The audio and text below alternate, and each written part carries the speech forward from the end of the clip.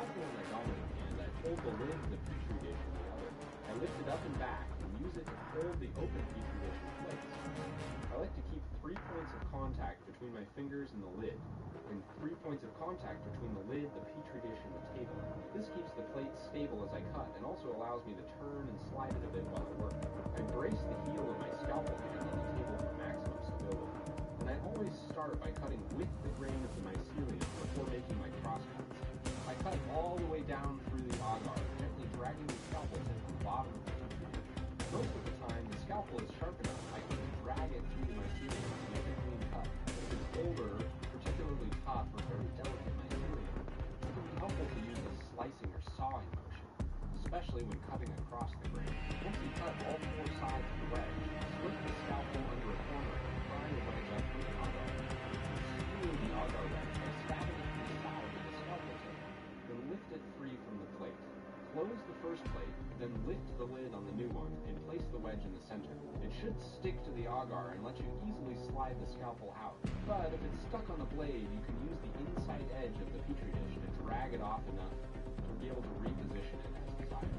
Now the transfer is complete. I always like to wipe off the scalpel tip with an iso-soaked paper towel to get the lingering bits before returning it to my alcohol bag.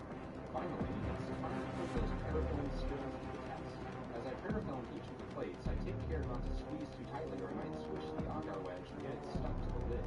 Last, I label the new petri dish with the species name, date, and a culture code. Stay tuned for my upcoming video on managing a mushroom culture library for some tips on how to use these codes to track cell movements. Just for good measure, I also always seal my petri dishes in a Ziploc sandwich bag. This way it's contained if the fungus rejects its captivity and manages to escape. Whenever I do agar transfers, I always like to have redundancy, so I usually make multiple plates at once. I use a wide variety of agar media recipes and collate my stacks of petri dishes so that each plate is different. This way, I not only have a backup if something goes wrong with one of them, but I also have different growth types and different media to choose from later on. I'll explain all this in much more detail in my upcoming video on making agar media and pouring petri dishes. To quickly transfer several plates at a time, you can just keep the new plates in a stack. Then make parallel cuts and transfer the agar wedges one at a time into the new plates. It's best practice to avoid leaving the petri dish open any longer than necessary. I'll even close the dish just to spin it around rather than turning it with the sterile media exposed. When working with multiple plates, I try to stay in the habit of always closing one before ever opening another. Next up, I'm going to show you how to transfer agar into sterilized grain to a grain spawn. This is a very traditional technique for expanding mushroom cultures, even though liquid culture makes this technique more or less obsolete in commercial settings. It's very reliable and a great method to practice as you're getting started with your cultivation. The process is pretty much the same as the plate-to-plate transfer. In this case, I usually cut up the whole petri dish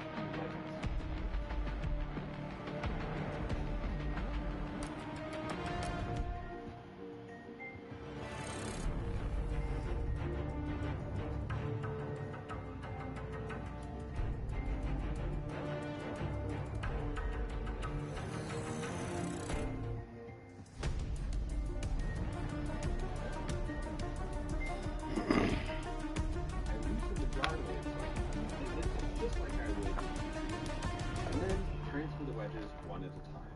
Obviously, there's faster ways to do this, but I like to start folks off with this slowly downhill protocol because it has the highest chance of success. One petri dish can inoculate several times. The number of wedges you use will determine how quickly the mycelium will develop in the jar. Once the wedges are all in, I screw the lid down tight and parafilm it before gently shaking and rolling the jar to try to evenly distribute the agar wedges throughout the grain. Alright, let's get some baby.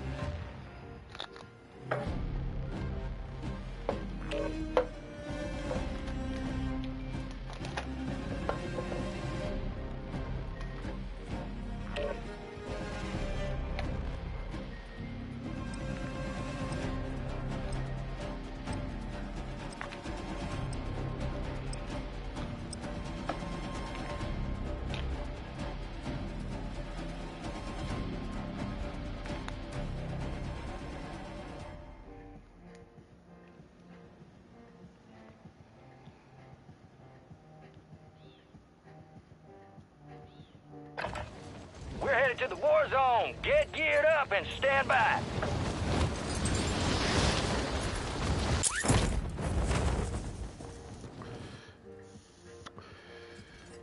All right, fellas, I got to go. Enemy soldier.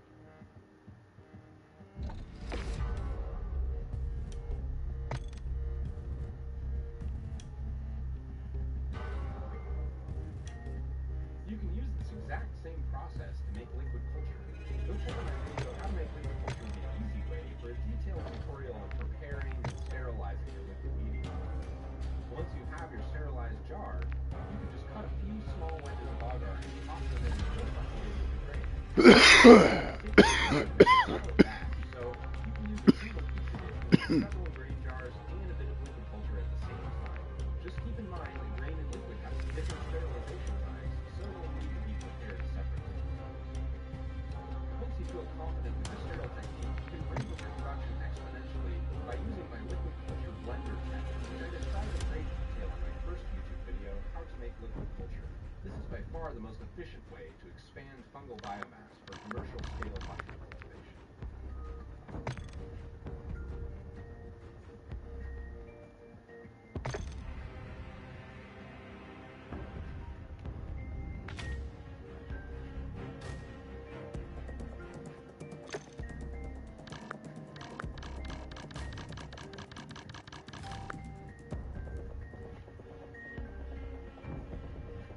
Once you have your finished liquid culture, it's always a good idea to verify it using a streak test. For this, you'll need to sanitize and flame sterilize the inoculation. Carefully sanitize the outside of the liquid culture jar. Remove the paraffin and loosen the lid. Flame off the lid and just dump it in the liquid. Immediately replace the lid and drag the lid from an S-pad across the new petri dish. Wipe off the lid, tighten the jar lid, and parafilm the jar in the streaked petri dish. After you incubate it for just a few days, you'll hopefully see clean, uniform, vigorous growth. While you're getting the hang of these processes, it can also be wise to test your culture in a small grain jar before inoculating a huge run. Okay, so now we've covered all of the main ways to work with a mushroom culture on agar. Next, I want to show you how to get one started in the first place. There are three main ways to do this. The first and the easiest is just to get a mushroom culture from someone else. The second is to clone a live mushroom. And the third is to make spores. Obviously, the easiest way to start a new mushroom culture is just to get one from a fellow mycologist. I recommend using a liquid culture syringe. Liquid culture syringes are convenient and portable, and they keep and grab it all. Just a few drops from a syringe is enough to start a new petri dish, so you can cap the rest and keep it in the refrigerator for later. Unlike with agar plates, syringes last a very long time in cold storage, making it easy to preserve that culture for years to come. You can find a lovingly curated selection of gourmet and medicinal mushroom liquid cultures by the nation on my website at fungato.life. And no one can beat the quality, selection, service, and value offered by our good friends at TrueBlueGenetics.org. Thanks to True Blue, it has never been so easy to get a solid start in mushroom cultivation, and they carry some of the most unique and exquisite genetics available. I've always been super impressed by this company and everything that they stand for, and I know you will be too. An even more exciting way to collect new fungal specimens is to clone them from the wild. There are few joys as thrilling as cultivating a mushroom that you originally found somewhere out in the world, successfully cloned, and grew all the way from scratch. Cloning is an essential tool for breeding projects, allowing us to select desirable characteristics from mushrooms that we've grown from spore. Also, if you're interested in outdoor mushroom cultivation, cloning is often the best way to get varieties that are already well adapted to your environment. Plus, it's just so dang cool. You could turn one tiny little piece of a mushroom into a lifetime supply of that particular species with just these simple techniques that I'm showing you here. Now, you can clone just about any fungus, but a great way to get some practice is to use store-bought mushrooms. You'll want to find a selection of gourmet mushrooms. Did you take the invite through the voice chat? Was you able to take the invite I sent you through the party chat? Commercially grown lion's mane. Now, the secret to successful cloning is hydrogen peroxide. Just your regular old 3% USP hydrogen peroxide from the pharmacy aisle of your local grocery store. Pare or cut a thick but manageable chunk of your mushroom and submerge it completely in a jar of your hydrogen peroxide. Hydrogen peroxide has a variety of uses in mushroom cultivation. and single cell organisms on farms. I don't know why this shit keep doing that. React, it leaves no harmful traces behind. It's easiest to clone from the thick, meaty parts of the mushroom. Mushrooms are made of pure mycelium, and they have a great... Yeah, it gave me the same message. The inside of the mushroom is generally totally sterile. Uh-huh. They only need to worry about cleaning up whatever is lurking on the outside. Get a fresh petri dish ready, and sterilize your scalpel. You may also want to use a pair of forceps. Tear the mushroom in half lengthwise, following the grain to expose the inner flesh. Hold the mushroom so that the exposed flesh is upwind close to the middle. Use your scalpel. I didn't even know you could do it like that. Then slice, fry, or pinch the small pieces of mushroom and try to get it the input and use that agar. Some folks use antibiotics in their agar plates to ensure successful cloning. What, I ain't online? It's showing me not online or something?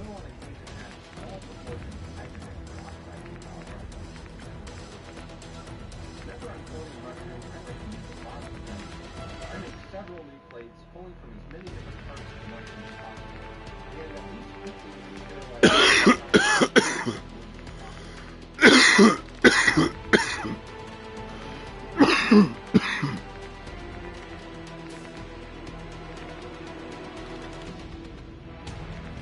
That's janky as fuck.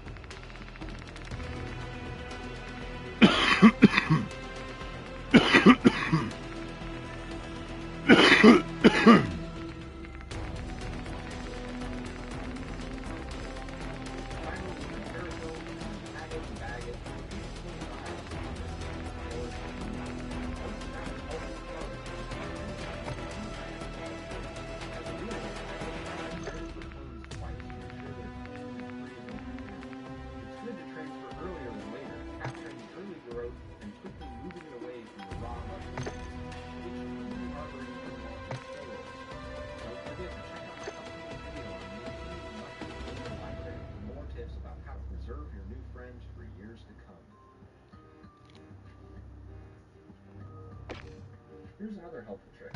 When foraging or harvesting mushrooms, you can dry them and then clone them later. Not only does this allow for more flexible timing, it sometimes even yields better results than cloning the fresh mushrooms. Simply rehydrate a piece of the dried mushroom by submerging it completely in hydrogen peroxide for about 24 hours. Yeah, that's some bullshit.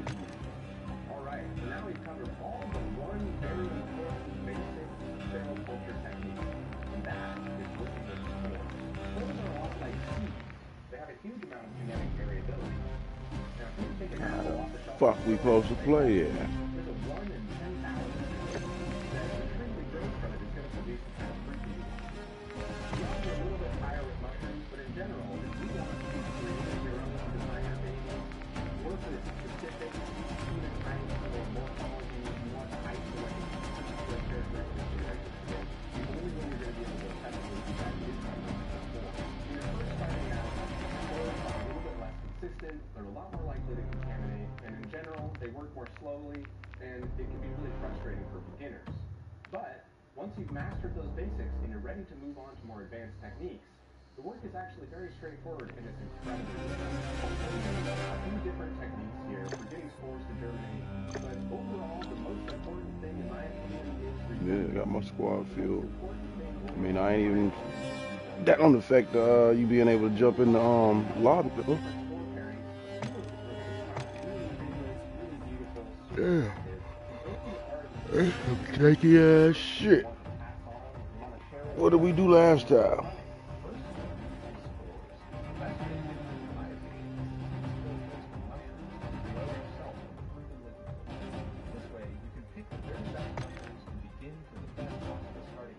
Try to join now. Is to connect with other mycologists through mushroom cultivation groups on forums, Reddit, or Discord, and offer to make trades. Overall, the DIY mycology community is super generous and supportive, and trading is an important part of the culture. Now, I'll show you a couple of different ways to get your spores from the print onto a petri dish.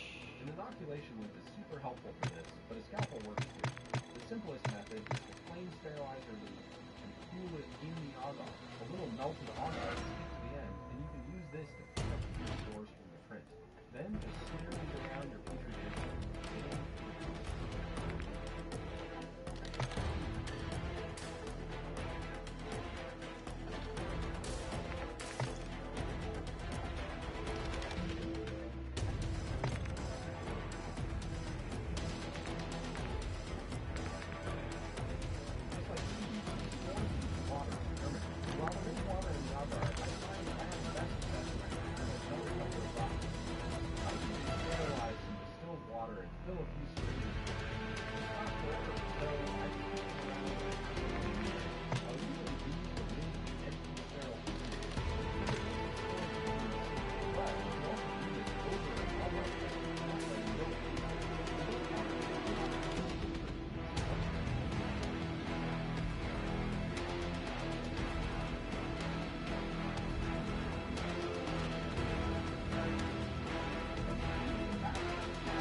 Shit, I don't know what to do.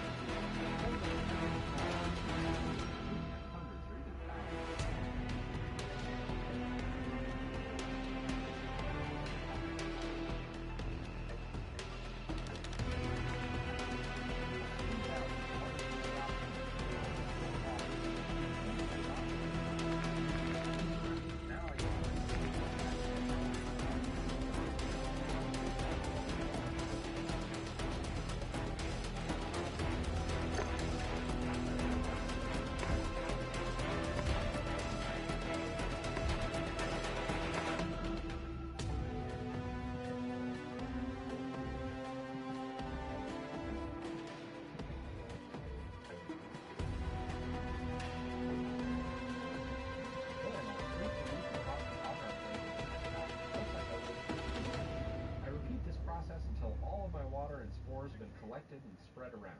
I like to make at least 3 or 4 plates, usually more. Now, when it comes to spores, it only takes 2 to tango. Once they fuse together to create fertile mycelium, they have everything they need to survive and reproduce on their own. But just because 2 compatible mating types find each other doesn't mean it's true love. It takes a stroke of luck to get that perfect match. So, we up the odds. Again, you ain't online. Spores are too far apart, they won't make contact with each other. So, it's sad. But there are 2 clean piles on top of each other. They will make each other and no one gets off. Part of the idea here is we want to raise the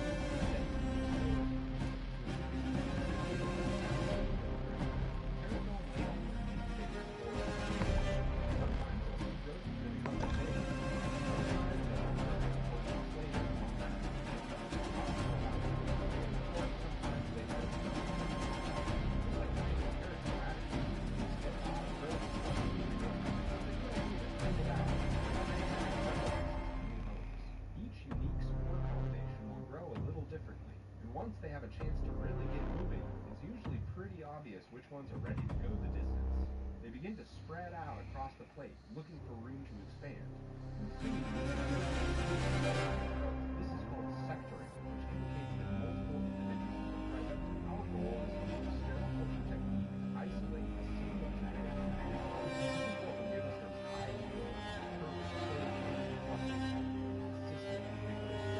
The idea is really very simple. Choose the sectors of growth that you like best, and clone from the leading edge, and keep transferring it to make uniform, even growth. Once the mycelium grows in a centric pattern, we know that we have an isolated culture, and we're ready to back it up and grow it out. This usually only takes 2 or 3 days. There's a lot more I can say about this, but I'm going to save it for my upcoming video on the basics of breeding. For most of us cultivators, just selecting and isolating the vigorous growth we see on agar will give us incredible results. Came back out of it?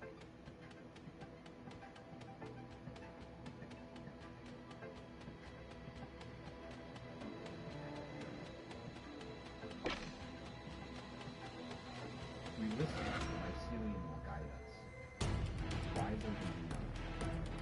As we practice our sterile culture technique and use our connection with friends, we begin to see the fruit benefits all around us, fusing together very living world, a galaxy.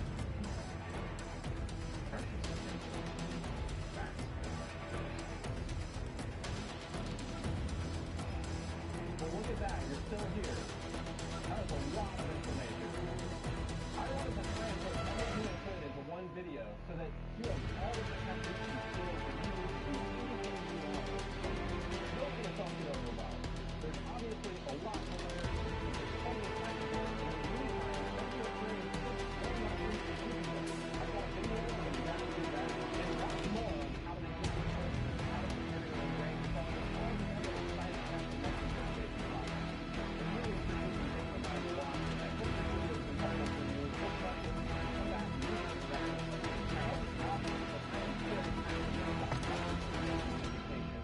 I love making these free videos. It means a lot for me to take the time to watch and subscribe to support this channel. It also makes a huge difference for me to support and sponsor these videos. Not only is the company actually back and forth, like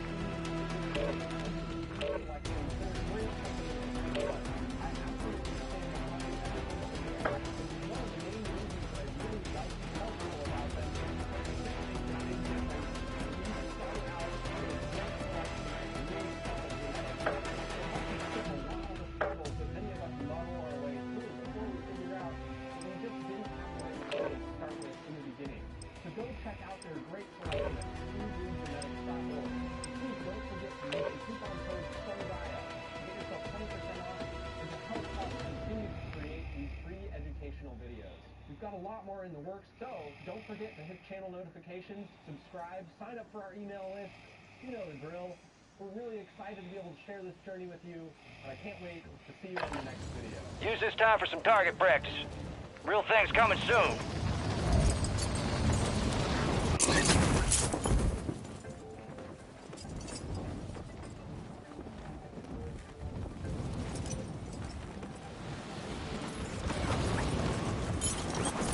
Enemies are dropping into the area. Watch the skies.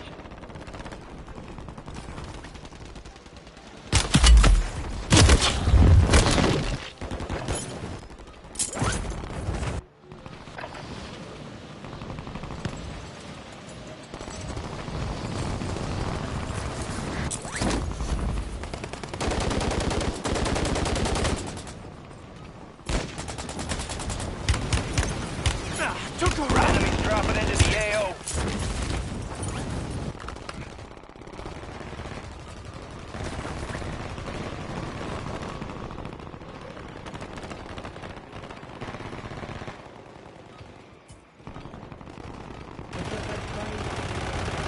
Michael Geeky Podcast. Enemy soldier incoming. So you can love like your everyone like how the game. I'm your host Michael Geeky. Welcome to this wonderful Monday evening. Tonight.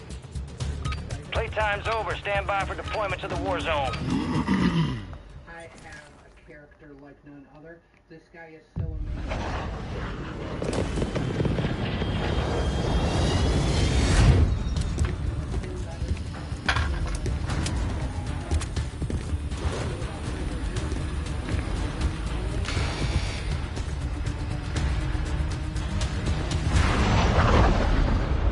Resurgence.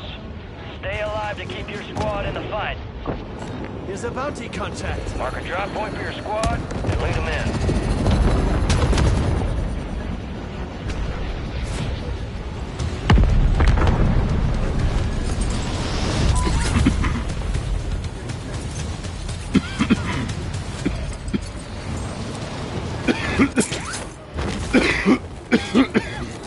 Enemies dropping into the AO.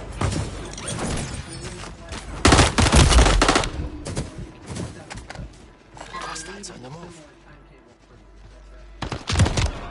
It just takes a light touch.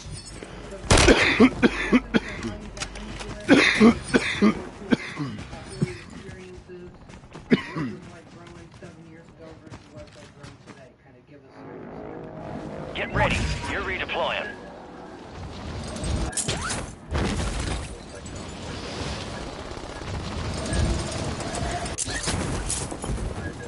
Occupation scan. The enemy's scanning the area. Keep low or use the water to stay undetected.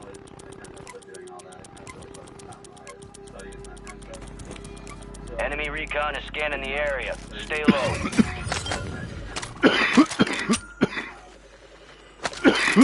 Target's located. Go.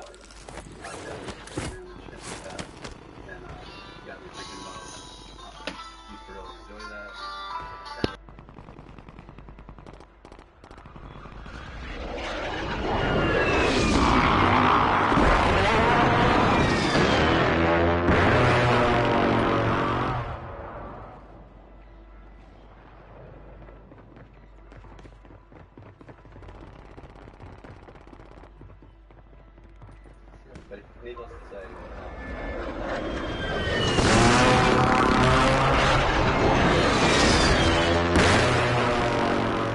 really bad experiences, they're kind of like healing in a way. And the aftertaste that I felt after that experience was amazing, and I felt better than I had in like a decade. Moving this way. Depression, anxiety, all that kind of stuff alleviated almost entirely. Like I felt like a new person. It was amazing. And I didn't really understand really what had happened. So I started kind of reading and stumbled across the Hopkins research and stuff about mushrooms. You're losing ground. Move it. Kind of went down the rabbit hole from there. And because of the horrible time that I had with that, Mic check. whatever that substance was, my wife was very adamant that I don't like do things like that again, and that I wanted to do something that I like had control over, like mushrooms, where if you're growing exactly what you got, that kind of thing, like you know exactly what you got in your hands. So Your squad made it to the what safe led me zone. to the cultivation of mushrooms, or wanting to experience psychedelics in a controlled way. So And this is roughly 7 years ago. yeah, it would have been like 2015. And that need to kind of have control over what you're ingesting. I mean, for example, these days, you don't know what you're getting. You can think you know what you're getting, but you don't.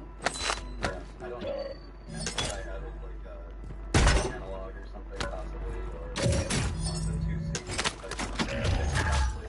I'm not sure. Loadout drop headed your way. What I remember, you know.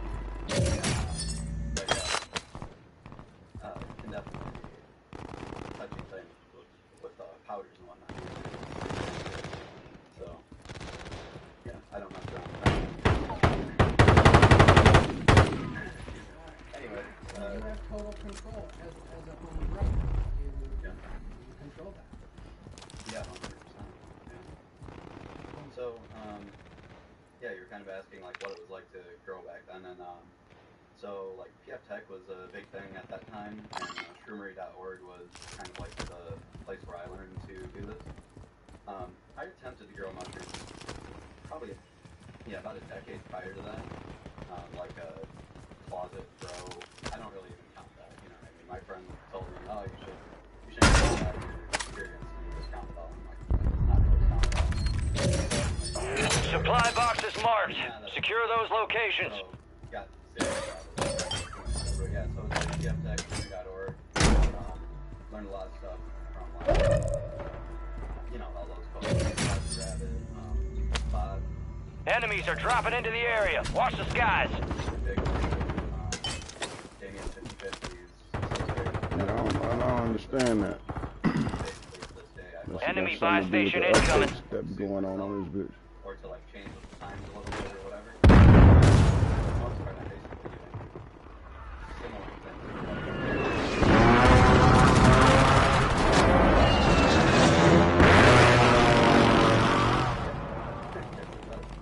Every time I think I'm gonna, every time I think I hopped onto some new idea, I'm in the duos I can game. finally find an article on Shroomery about that from 5 years ago. Or longer. Longer, yeah. It's been explored, and there were people who were. Might have very something to do with the intelligent. updates going on this bitch. Doesn't mean I'm not gonna do it anyway. But at least I understand. Enemies dropping into the AO. Moving this way. Huh? Yeah, my first grow, I had sports rangers. They did that Halloween trick or treat grab bag. That's what Bitching like a motherfucker. I'm not I didn't don't. do it anymore. But they used to do like, you didn't get to pick what you got. They would send you like a graph thing, but it was a good deal, and I just was like, oh, sweet. So that's how I got my first scores, and I got like. It's a rule, right? You're the first Bird marked. genetics you obtain. It must be. Nike here. And probably contaminated for quality ones. I didn't have too bad of a time. I'm in the middle of one. We I can mean, with the score try after I get out this one. I don't want to Got risk gas fucking moving up a in. whole motherfucking. fairly good success progress. in my first grow, honestly, and that, I feel lucky in that regard because I've seen so many people that struggle, you know, from the get-go. And I mean, I was doing crazy shit back then, like shooting sports rangers, range jobs, doing all the things you shouldn't be doing, you know. But I didn't really know any better. But like I say, my first. All right, your squad's in the safe zone. I didn't even have a pressure cooker, so I steamed them, and I mean, it worked. I found pictures of it actually the other day. I should have uploaded them for this, but I had them on the Facebook group on Yoshi's Island. The first cake, and I did a giveaway.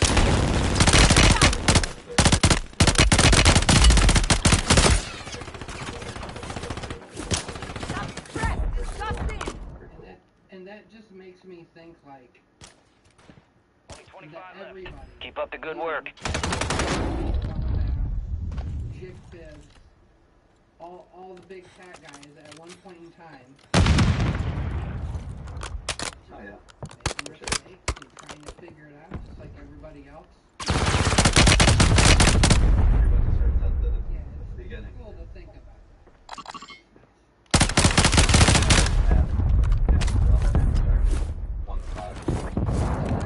That's pretty cool.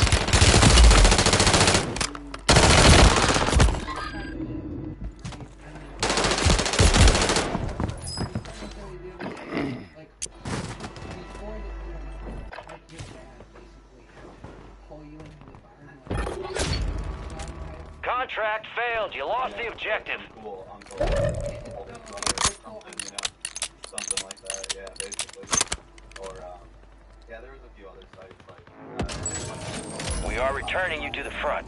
Earn this. Fire sale active. Buy station prices have been reduced.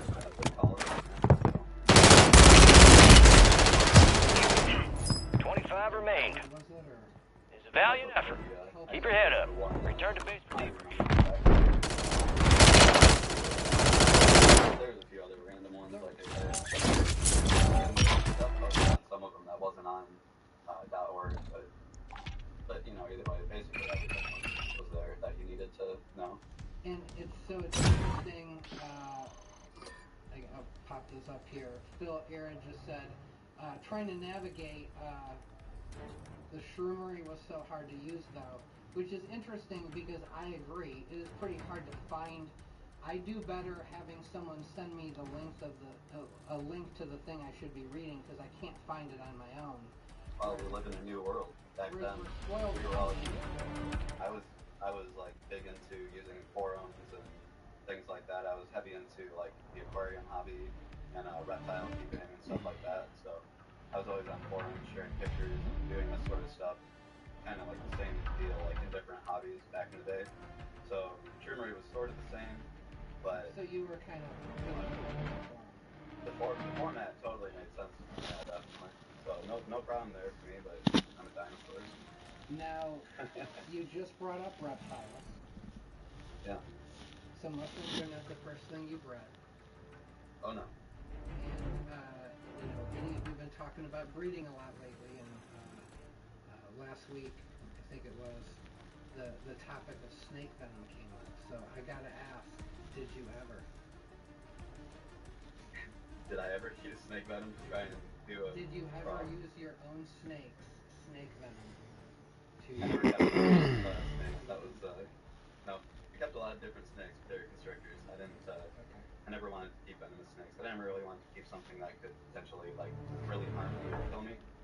So, I had lots and lots of different snakes. I kept lots of king snakes and milk snakes, corns, pine snakes, all that kind of stuff. Lots of, calibrid type snakes. And I've bred all sorts of different variants of those. Kind of like, it's sort of the same thing that attracts me to mushrooms, like the way I breed mushrooms, like all the different colors and patterns, variants, and things like that. It's the same approach approach, kind of.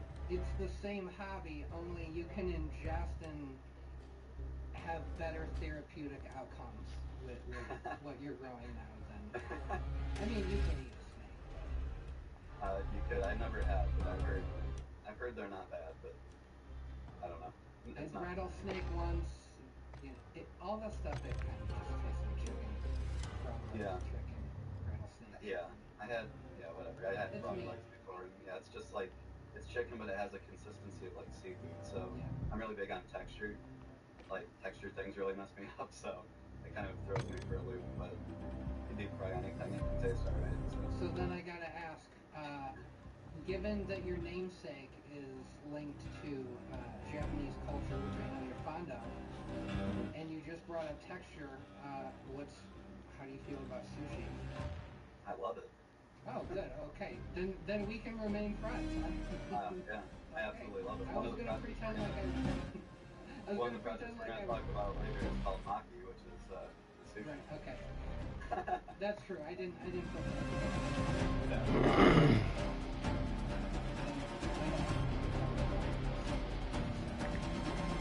I used to live in Chicago, and I had extremely good sushi, but it's pretty expensive.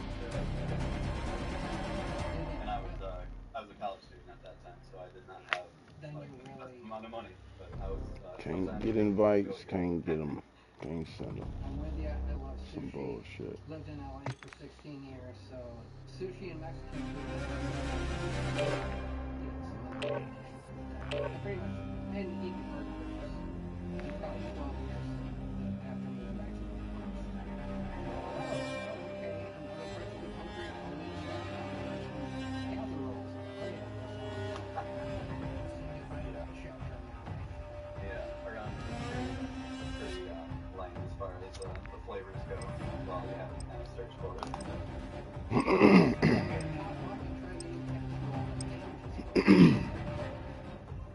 Yeah, I really enjoy travel and like eating and drinking my way like a pig through every place I go and enjoying all the like art and sculptures and stuff like that.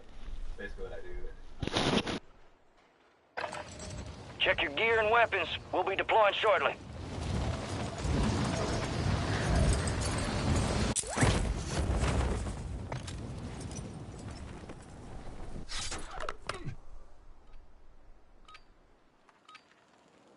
Enemy soldier incoming. Mic check.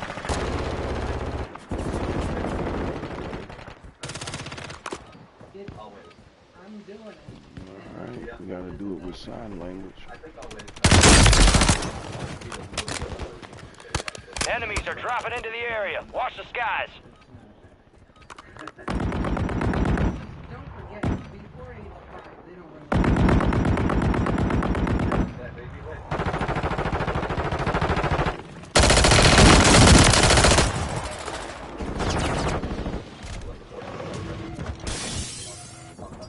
My life. I cannot wait to return, but even with a young kid, Enemies dropping into the AO.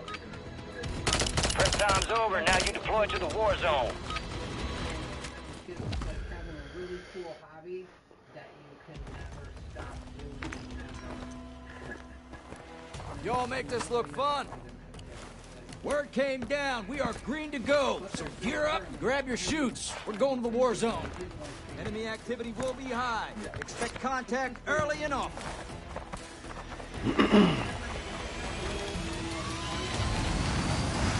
Let's roll. Most wanted contract here. Resurgence. Survive to redeploy fallen teammates. Kill to bring them back faster. All right, soldier, mark a drop point for your squad and go get after it. Enemy marked. Or you gonna hit this boat. Moving here. Helo marked.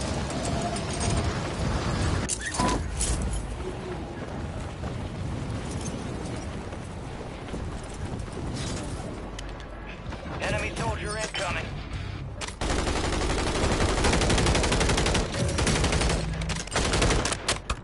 Nation, so this is not a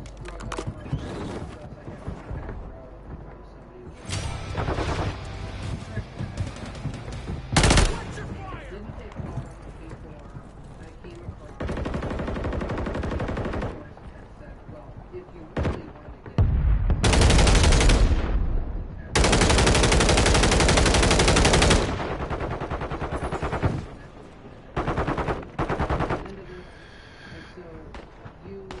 gonna take this chopper off of here though. Making spots available on there. So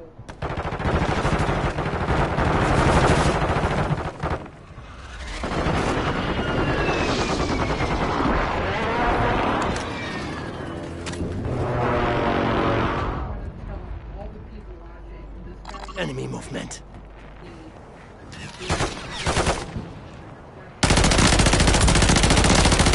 Confirmed, and we located the rest of them. Enemies are dropping into the area. Watch the skies.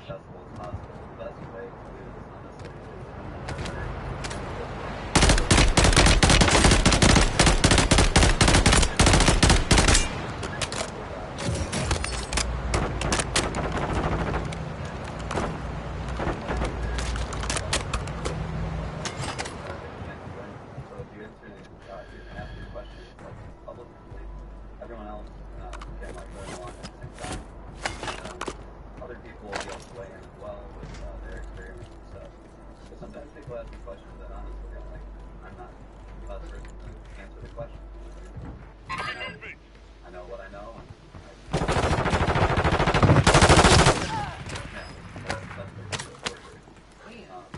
And the other thing is,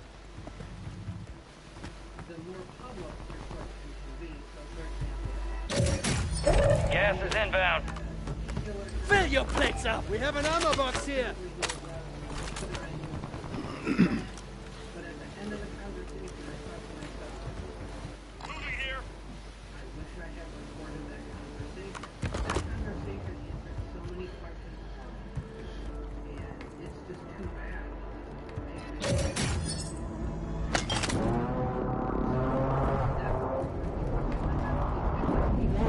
All squad members are in the safe zone.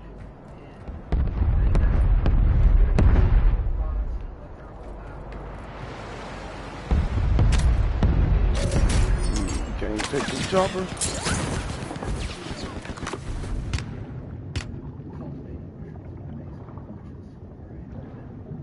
So thank you for that. And if anybody has never, you are welcome.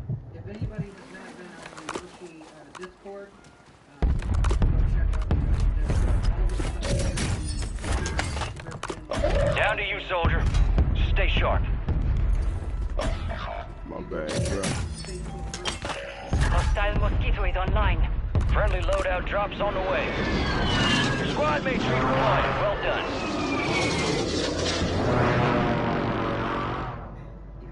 So really appreciate your accessibility and in this day and Absolutely, yeah. Check out the public plugin stuff. Let me just say, check out the YouTube channel as well. I got all sorts of. It's all on you. Stay alive so your squad can redeploy.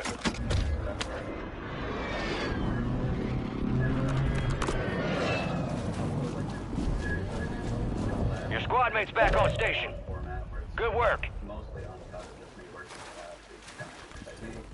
I talk about the project, different stuff. Rogue signal broadcast detected. Encrypted signal confirmed. To decode the signal, prioritize opening loot caches. I don't know if you.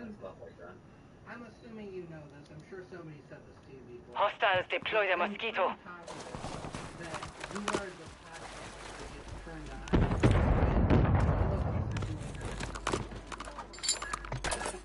I've heard that from a lot of people, and I think it's really cool. Like, I hear some people say they feel when they're working or when they're driving or doing something like that, like their driving job, which totally makes sense to me because that's how I used to consume podcasts, with, like before, you know, like when I was working in the factory. I also had a driving gig, like a courier gig. Before We're one of the top squads. Keep it up. So I listened to just crazy amounts of podcasts and stuff like that. So totally makes sense to me. But yeah, I love it. Like still airbox work or doing transfers and stuff and listening to podcasts like this. Podcasts as well, which is much matters. Do that as much as I can. I've talked on the YouTube channel. Yeah, I get that. If I'm off on it,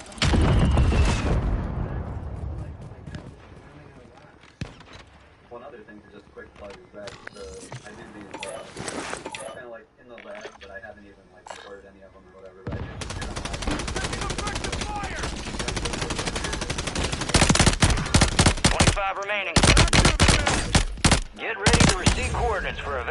weapon crate. A lot of times we hang out, talk, I'll do my transfer session or whatever I'm doing, inoculate the brain or whatever, we talk about projects. Gas is closing in. Answer questions, just shoot the shit basically, so pretty good time. I've actually, it's really cool because it's like a lot of the same people. I'm getting to know a lot of these dudes and some of the ladies as well. It's a lot of fun. Yeah, having been focused on it. I'm enjoying it a lot. Your squad made it to the safe zone.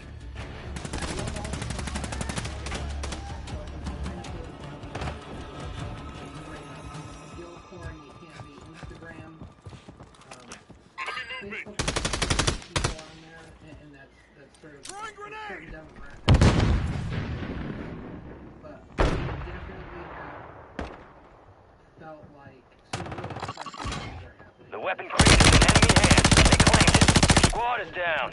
Stay alive to bring them back. You know, you can go on, you can do a voice chat one night, you can flip on the camera and just do some off-the-cuff work while you're it's great. Got reinforcements inbound.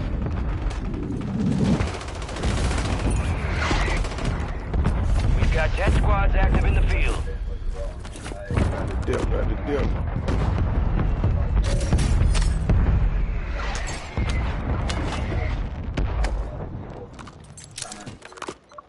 So it's like I know it's a little different. Actually, in the chat. Fire sale is active. Buy station prices are adjusted. You're the last one standing, soldier. Squad can redeploy. 1 of 25 remaining. They hit us hard that time. Let's regroup and get back up there, yep.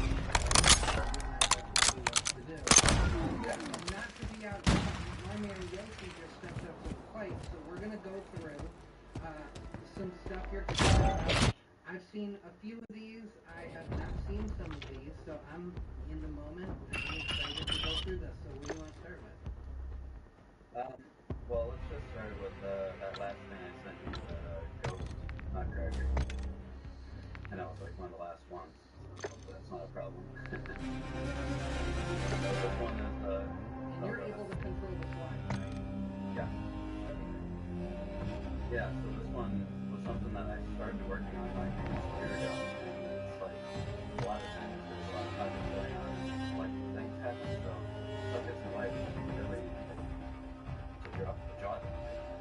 One of the projects that I've worked on, and I'm really happy to get back to it. So these are pictures from, like I said, the last year or so. So just running through these quickly. It's like extremely interesting texture on the cabinet, but really funny. I've never seen that. I would probably call it like a ball skin cap. Yeah. I have never seen it. I mean, this is very unusual. I have not seen these yet. Yeah, very unusual. And yeah, that trait kind of continues like through a lot of, throughout the generations or whatever of that. Like an alien planet or something like that. And that fruit is gigantic as well. It's this big gnarly one. Yeah, there it is. And you're really, man, I would almost describe, we'll see later some of the Shakti blueprint, but this is almost, I would describe this as one of your signatures. It was part of the inspiration for one of my stickers that got that Japanese wave AI I used to create the sticker. And yeah, it's great, so great cool. way to kind of go Hokusai painting. Yeah, man, it is so cool. Blue Ridley gills are so just lush. Yeah, I couldn't resist using that one nutcracker photo, combined with the screen generator, that Hokusai painting, to make that one that I put on the features. Yeah, I love it. It's a really solid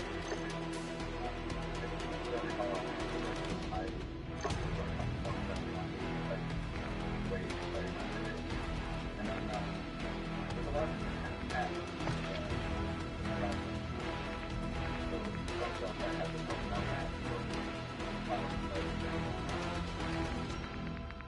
Same with these, and they had a different sort of shell shaped cat that was very much purple, very beautiful.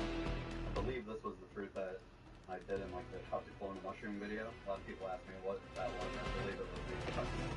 I honestly don't remember, but and some stuff I need a little more for like the nutcracker side thing. We used to really just did nutcracker for talk about I don't know what